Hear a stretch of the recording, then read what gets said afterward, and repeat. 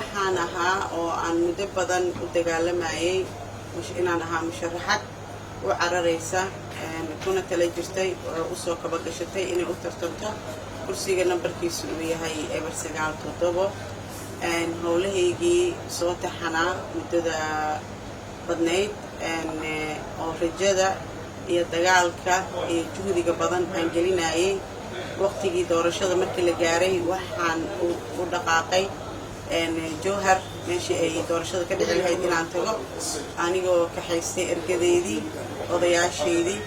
dhammaan dadkii looga baahnaa meeshaas inaan tagno jowhar markaan tagnay oo sida aad iyo aad u quruxda badan oo lagu soo dhaweeyey markaa kadib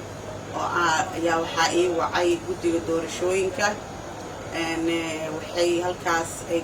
ila yeesheen meetingkaas oo ahaa like interview qof maaragtay aan aqoon lahayn oo la aqoon oo la rabo in la barto like adoo waddan kala tagay oo isku dhiibaya qaxooti oo kale lagaaga baahan yahay aqoonsi meeshaa ka timid iyo waxaa tahay anigoo ah gabar Soomaaliyeed xaquuqda ay Soomaali oo dhan leh ay leeyihiin aan leeyahay ayaa waxaa la ila dhaqmay in aan ahay like stranger qof waddan kale lahayn qabiilka ay u dhalatayna u baahan inay cadeyso aniga ma ogi mana ku tali jirin in loo baahan yahay ID card lagu aqoonsado qabiilkaaga qabiilka loo dhashay waa loo dhashay waa dhiigaaga waa dhacankaaga ayadoo cadeyno badan aan hore u sameeyay islaanta aan la tartamayana ay afkeeda ka sheegtay waxa aan isku nahay oo social media taala ayaa haddana waxaa laygu sameeyey intimidation in laygu sameeyey guddiga doorashooyinka ma dhihi karo kulligood bad qaarkood waxaa meeshaas xaadir ku ahaa wasiirka arrimaha gudaha iyo guddiga guddoomiyaha iyo inta guddiga ka tirsan oo maaragtay u fadhiso jowhar hirshabeelle markii baaritaan kadib su'aalo badan ka bacdi waxay conclusionkoodi noqday waxay markaas haddana dalbadeen inay la kulmaan odayaasha ila socdo nabadoonnadii iyo nabadoonnada kale oo la socdo gabadha kursiga hadda ku fadhisa labadii reer ayaa la isku keenay halkaas waxay ku talagaleen in ay sameeyaan macnaha wax sababta ka dambeysay in la arko waxay tahay waxay ku andacoonayeen in aanan isku qabiil ahayn oo aan nahay qabiil kale oo doonaya kuraastooda inay boobaan odayaashii markii halkaas lagu wada kulmiyey ayaa waxaa ku jira labada dhinac ana oday igala socday iyo oday iyada la socday oo walaalo isku hooyo isku aabba ah guddigii way yaabeen macnaha dad isinkiraay haddana isla dhashay caddeyntii waxaa ku soo baxday reportkii inaan reerkan uu hal reer yahay markaa kadib aniga waa la ii yeeray waxaa ii yeeray guddoomiyaha guddiga doorashooyinka Axmed Xasan Diini in la yiraaho iyo gabadha ku xigta Xaliimo meel bannaan ah laygula kulmay wax official uma ekeen hadallo oo macnaha la igu burinaayo ayaa laygu yiri waxaa tahay I mean the first waxa ugu horeeyay waxay ahayd aniga laygu soo qabsaday oo la isku dayay in aanan tartamin waxaa laygu yiri horta ma naqaan gabadhan waxay tiri aniga ma aqaan mar labaadkii aqoontii laga gudbay waxay haddana noqotay isku qabiil ma nihin isku qabiilkii waa la soo cadeeyay conclusionkooda wuxuu noqday in reerkan uu hal qabiil yahay marka meeshaas inay baaritaanka ku ekaato ayaa horta filaayay oo qofkii beenta sheegay oo yiri kow ma aqaan haddana yiri igu qabiil ma markay cadaatay inaan isku qabiil nahay oo aqoonna ay jirto afkeeda ka cadeysa aniga wixii dhalay waxaan ay qof la aqoon weey ilaahay igama dhigin alxamdulillah shukr bil aalamiin Soomaaliya oo dhan ay taqaano aabahay iyo meeshaan ka imid asarkeyga la wada yaqaana laakiin markii warkaas la soo cadeeyay waxaan filaayay guddiga in uu qofka been markuu sheego asaga mudan in la ganaaxo ama wax ku soo baxaan laakiin waxay noqotay aniga beenta leega sheegay odayaashaydii oo la bahdilay oo qabiilkoodii loo diiday in haddana annagina la sii ganaaxo oo victimkii la sii banish gareeyo marka waxaa lagu yiri baarlinay ma tartami kartid adiga warkii oo kooban waay moogta qiilal markii loo sameeyay ka bacdi ma tartami kartid haddaan madaxweyne la kulmay haddaan dagaalkayga maaragtay dhan kastaba aan kor u qaaday aan cadeeyay qabiilkii in la soo cadeeyay inay hal yihiin markii la joogo maxaa haddana qiil kale keeni kara maxaa keeni kara qiil kale waxaa keeni kara waa markii qof la rabo in la bixiyo wax walbaa la samaynaya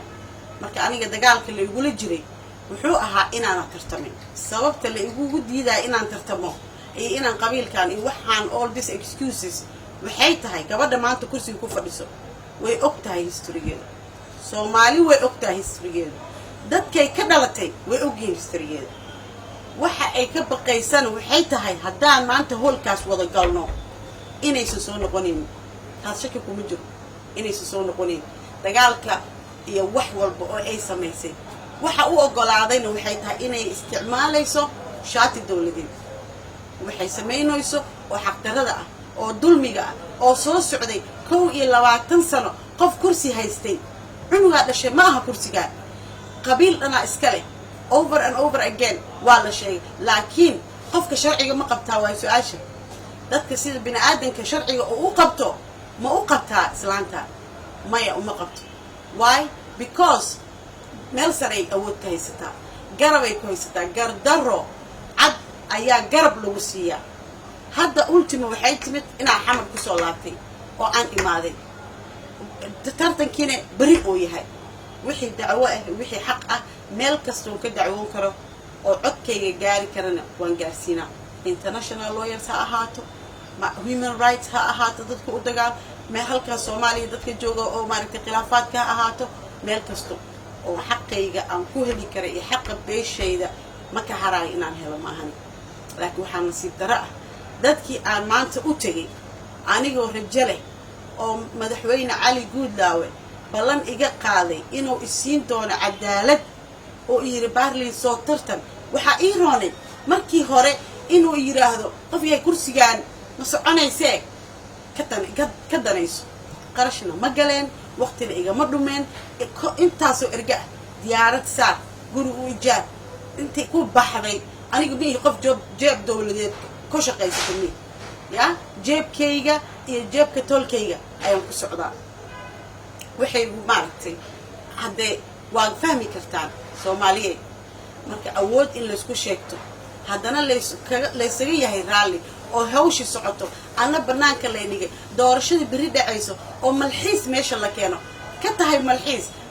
ninka Saysay la dhaho oo ku fadhiyo kursiga xaaskiisa ayaa malxiisad wax qadiij Maxamed Deeri maanta odayga Saysay dhalay nabadoon uu ka yahay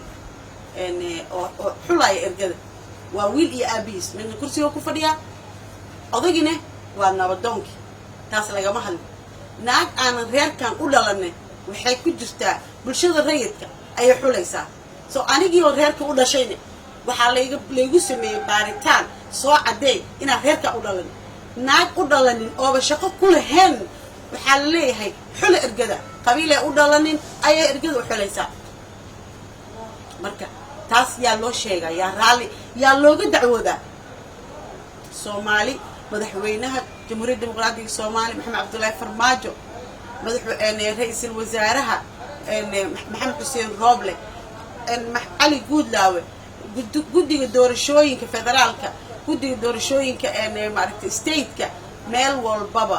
haday tan maanta raali la isaga noqdo Soomaaliyeed waxa wadankan dhibaatooyinka ugu wacda xaq darrada soo noqonaysa oo xuquuqda bini aadanka lagu tumanayo aniga xuquuqdayda asay Soomaali inaan ahay national u dhalatay waa lagu tuntay bini aadanimada xuquuqdayda waa lagu tuntay xuquuqda beeshaydii waa lagu tuntay marka waxaan leeyahay dadka maanta oo dhan isoo wacaaya oo walaalaha ah oo supporterka ah oo aan la soo koobi karin horta waa mahadsantihiin supportkiina waxa waaye wuxuu isiina dhiirigelin ya laakiin waxa idin sheegaa Baarlin ay ku aaway ay leedihiin Baarlin waa la boobay maalin cadeey ayaa la iboobay marka waxaan u baahanahay in la hiiliyo oo la igaga hiiliyo dadka haysta xuquuqda beesha aan aniga u dhashay oo u isticmaalaya nafsadooda shakhsiyadooda danahooda gaarka u isticmaalaya marnaba waxba ugu qabanayeen dadka u dhashay dadka beesha iska leh oo xaq iska leh kursigeyga madaxweyne Cali Guudlaawe iska leh ما إسكالها جودي دورشوين كإسكاملها وحي حق ليهن إننا ترترسيان قفك باشا أي دورة تدين سو بيه لكن اللي يرى هذا الباب ولا جاي حتى بارلين ما ترتمي كرتي تسمح واحدة قاعدة كرم معها marka dadkii maanta isuga warkayga oo telefishinada iyo Facebook ka arkay inaan kamid ahayn dadka oo bari gali doono doorashada there you have it sababta aan u maqanahay waa mahadsantihiin waxa kaliya aan rabay in aan idin ogeysiiyo waxa dhacay xaqana loo leeyahay waa intaas aan ugu baxayaa si aad ugu adeegato Premier Wallet kaliya taabo batanka Pay ku aadi kaamirada QR-ka goobta aad wax ka iibsanayso gali lacagta iyo faahfaahin kooban taabo next kadibna confirm ugu dambeyntiina geli MPin-kaaga si aad u dhamayso iibsashada Premier Wallet waa habka ugu casrisan ee aad ku adeegan karto maalin kasta